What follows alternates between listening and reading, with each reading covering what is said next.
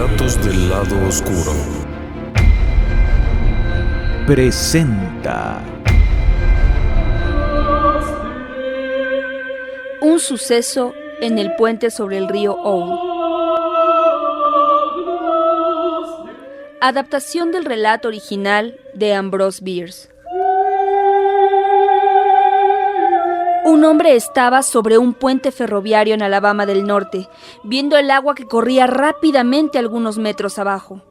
Tenía las manos atadas con una cuerda por detrás de la espalda.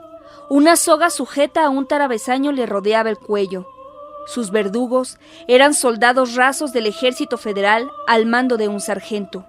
A cada extremo del puente se encontraba un centinela armado con un rifle. Los espectadores integraban una compañía de infantería que permanecía inmóvil, mirando. Tampoco los centinelas ni el capitán se movían. En el código de etiqueta militar, el silencio y la inmovilidad son formas de respeto.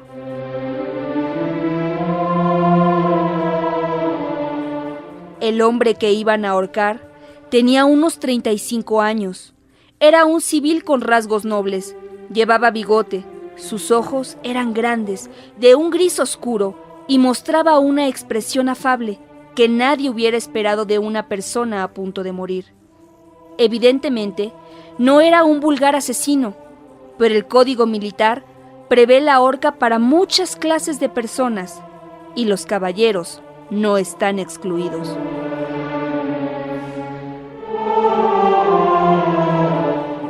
A una señal del capitán, el sargento daría un paso, la tabla bascularía y el condenado quedaría colgado entre dos travesaños.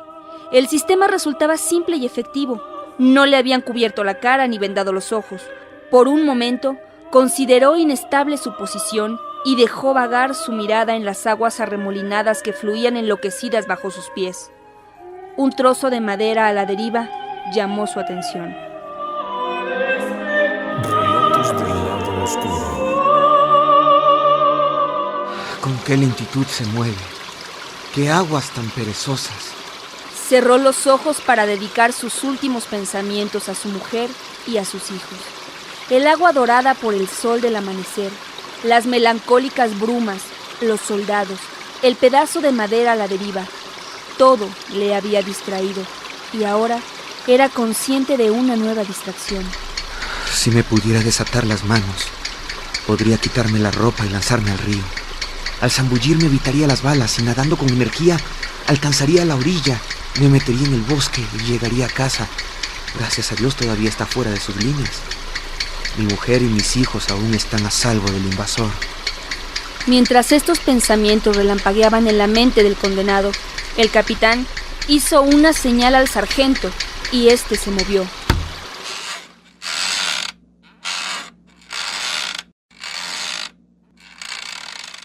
Peyton Farquhar era un colono acomodado, miembro de una familia conocida y respetada, propietario de esclavos y secesionista.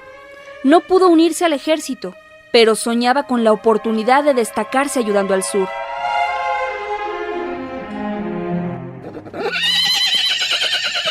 ¿Podrían darme un vaso con agua, por favor? Claro, permítame. Enseguida se la traigo. Yo misma se la serviré. Y cuénteme, ¿alguna noticia en el frente? Los yanquis están reparando las vías. Han llegado al puente sobre el río Owl. El comandante ha ordenado que todo civil que entorpezca la vía, sus puentes, túneles o trenes, será ahorcado sin más. Bueno, ¿y a qué distancia está el puente sobre el río Owl? A unas 30 millas. ¿Hay fuerzas en esta orilla del río? Solo un puesto de vigilancia como a media milla sobre las vías y un centinela de este lado del puente. Bueno, supongamos que un civil consiguiera eludir el puesto y eliminar al centinela. ¿Qué podría conseguir? Estuve allí hace un mes. Observé que la inundación acumuló mucha madera sobre el pilar que sostiene el puente. Ahora la madera está seca y ardería fácilmente. Vaya, pues. Entonces un incendio entorpecería el avance de las tropas. Aquí está su agua. Muchas gracias, señora.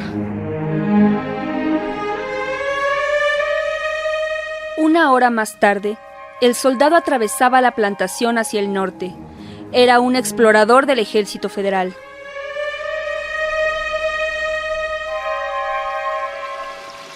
Cuando Peyton Farquhar cayó desde el puente, perdió el conocimiento, como si ya estuviera muerto. Le despertó el dolor una fuerte presión en la garganta, acompañada de una sensación de ahogo. Sentía punzadas agudas y penetrantes que salían disparadas desde su cuello hacia abajo. Parecían lenguas de fuego que le calentaban hasta una temperatura intolerable. La parte intelectual de su naturaleza había desaparecido. Solo podía sentir, y sentir era un tormento. Entonces, sintió un espantoso rugido en los oídos y todo fue frío y oscuro. Recuperó entonces la capacidad de raciocinio. Supo que la cuerda se había roto y él había caído al agua. Ya no se sentía estrangulado.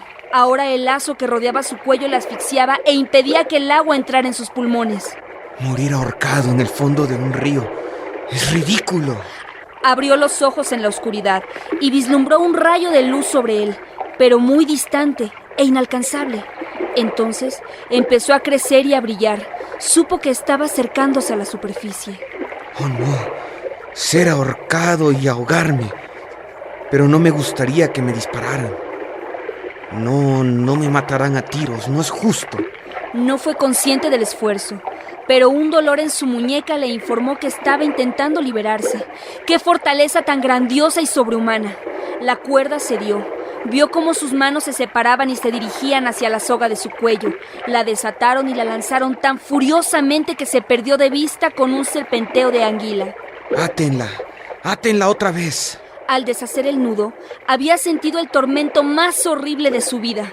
El cuello le dolía, el cerebro le ardía y el corazón, que había estado latiendo débilmente, dio un gran salto, como si le fuera a salir por la boca. Todo su cuerpo se estremecía y retorcía con una angustia insoportable, pero sus manos desobedecieron y se agitaron hasta hacerlo subir a la superficie. El sol cegaba sus ojos. Su pecho se dilató con espasmos y sus pulmones se llenaron de un aire que enseguida fue expulsado.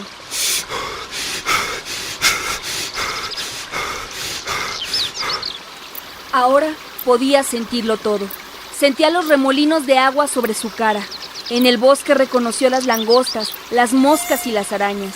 Veía los colores del arco iris en las gotas del rocío sobre la hierba. Podía escuchar el zumbido de los mosquitos, el golpeteo de las alas de la libélula, los chasquidos de las patas de las arañas acuáticas como remos que hubieran levantado un bote. Un pez se deslizó ante sus ojos y oyó el roce de su cuerpo partiendo el agua. Entonces distinguió el fuerte, el puente y a sus verdugos. Eran siluetas sobre el fondo azul. El capitán desenfundó su pistola, pero no disparó. De pronto, algo golpeó el agua a pocas pulgadas de su cabeza. Vio a uno de los centinelas disparando con su rifle. Pudo distinguir el ojo del soldado a través de la mira del rifle. Advirtió que era gris. Recordó haber leído que los ojos grises eran los más agudos y que todos los grandes tiradores lo tenían. Sin embargo, había fallado. En ese momento, un remolino le hizo girar. ¡Atención, compañía! ¡Levanten armas! ¡Carguen! ¡Apunten! ¡Fuego! Farquhar se zambulló tan profundamente como pudo. El agua rugió en sus oídos como la voz del Niágara. Cuando regresaba a la superficie, encontró brillantes trozos de metal aplastados que descendían oscilando con lentitud. Algunos le rozaron la cara y las manos y continuaron su caída. Uno de ellos se alojó entre su cuello y el de su levita. Estaba tan caliente que se lo quitó de encima de una sacudida. El tiempo que había permanecido bajo el agua, la corriente lo había alejado y le había acercado a su salvación. Pero un estallido sacudió al río hasta sus profundidades. Una cortina de agua se levantó ante sus ojos. Cayó, le cegó y le estranguló. El cañón había entrado en fuego.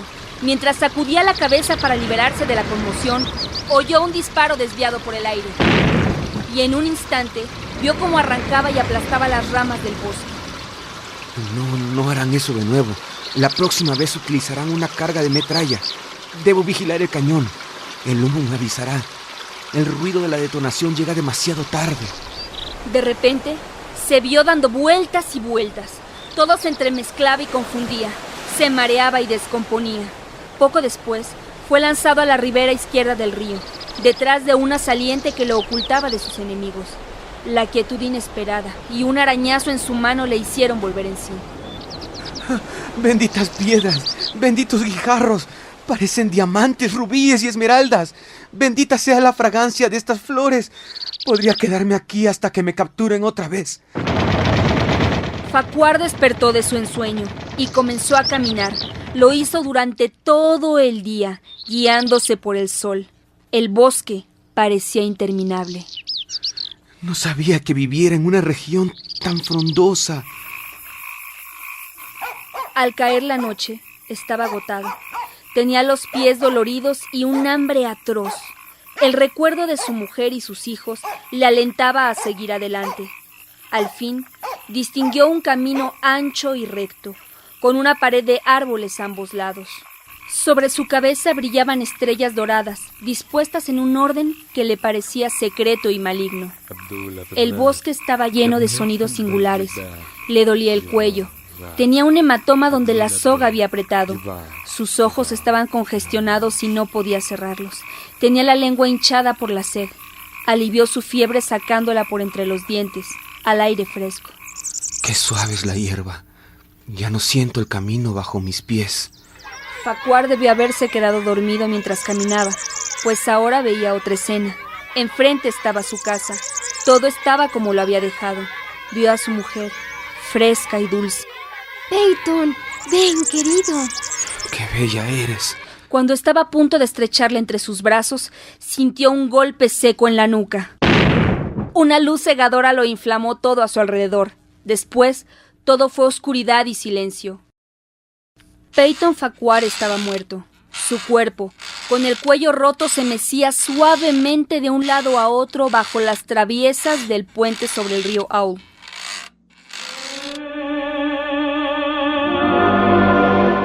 Un suceso en el puente sobre el río Owl. Adaptación del relato original de Ambrose Bierce.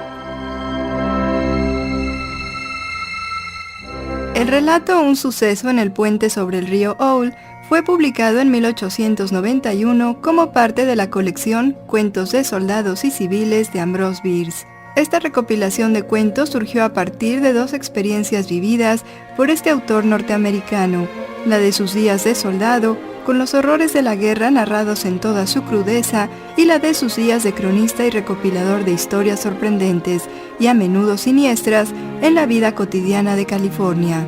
Bierce escribió en Londres sus primeras narraciones cortas, aparecidas en revistas y recopiladas más tarde en 3 tomos. Estas le crearon fama de humorista cáustico y mordaz. Su estilo se caracteriza por el constante uso de la ironía. En su obra también expresó su pesimismo acerca de la bondad esencial del hombre y de la mujer.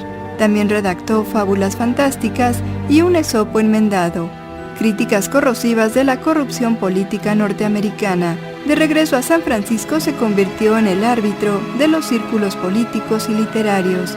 A Bierce se le considera heredero literario directo de sus compatriotas Edgar Allan Poe, Nathaniel Hawthorne y Herman Melville, ya que es un cuentista de primer orden.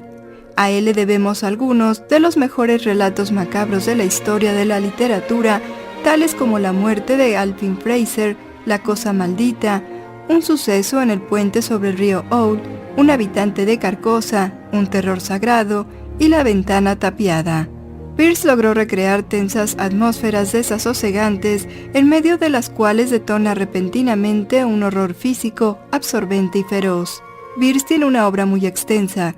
Escribió artículos periodísticos, ensayos, poesías y obras de ficción, y aunque es muy conocido en su faceta de cuentista, solo escribió 93 cuentos cortos, de los cuales poco más de la mitad se pueden considerar fantásticos. El resto son crudos relatos de guerra, en algunos casos autobiográficos y algunos otros géneros, pero sus relatos fantásticos alcanzaron para que fuera considerado como uno de los principales creadores de la literatura fantástica estadounidense, privilegio que comparte con Poe y Lovecraft. Cabe señalar que ninguno de estos autores fue demasiado prolífico. Un suceso en el puente sobre el río Owl tal vez sea el relato más conocido de Bierce, y es famoso por su inesperado final.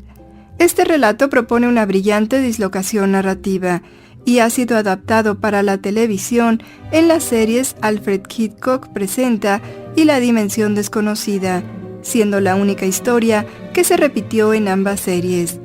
Además, se han filmado al menos 3 películas sobre este cuento, una muda en 1920, otra francesa llamada La Rivière du Ivoire, de 1962, y una tercera versión en 2005. La propia vida y la misteriosa desaparición de Ambrose Bierce fue llevada al cine con la adaptación del relato de Carlos Fuentes, titulado Gringo Viejo. Además de su valor literario, el relato Un suceso en el puente sobre el río Owl trata el aún enigmático tema de las experiencias cercanas a la muerte. Este tipo de experiencias es una proyección de la conciencia forzada, compulsiva, patológica, causada por traumas orgánicos, agentes físicos, químicos o psicológicos. Es común a pacientes terminales, a sobrevivientes de la muerte clínica o a aquellos que han estado al borde del fallecimiento en momentos de peligro externo, accidentes, intoxicación, traumatismo, anestesia, ahogo y otros casos médicos. Según las descripciones que se han recopilado sobre las experiencias cercanas a la muerte, parece haber una secuencia de los siguientes hechos: sensación de paz, impresión de flotar por arriba del propio cuerpo, percibiendo personas a su alrededor, visión panorámica, ampliación de ciertas percepciones, enseguida la sensación de entrar por un túnel y la percepción de la presencia de lo que la mayor parte llama un ser de luz. La frontera entre las dos dimensiones es también el límite entre la vida y la muerte. Lo interesante es la similitud en los patrones de esta experiencia, independientemente del trasfondo social y cultural de la persona. Algunas personas toman esto como una prueba de la vida después de la muerte, pero otras solo lo consideran como una muestra de las similitudes en nuestro cerebro y sistema nervioso central. Aún hoy en día hay médicos que escapan de las explicaciones científicas, atribuyendo el fenómeno a Dios o a algo sobrenatural. Otros usan abordajes superficiales como la memoria genética, la disminución de la oxigenación cerebral o la asocian a la experiencia del nacimiento biológico, pero no proporcionan una explicación satisfactoria para sus propias dudas. Los relatos y estudios acerca del tema han sido popularizados por autores como Raymond Moody en su libro La vida después de la vida, la psiquiatra Elizabeth Kubler-Ross y el pediatra Melvin Morse. Pero estos han sido objeto de incesantes debates entre científicos y parapsicólogos, pues la pregunta central es si la conciencia puede o no existir más allá del funcionamiento del cerebro humano.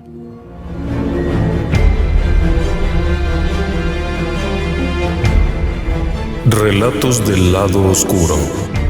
Guión y producción, Tania Sabugal. Voces: José Ramón Cantalapiedra, Michel Marín, Rosa Águila, Carlos Zárate, Yolanda Lemus, Eduardo Sabugal, Laura Gaeta y Alejandro Estrada.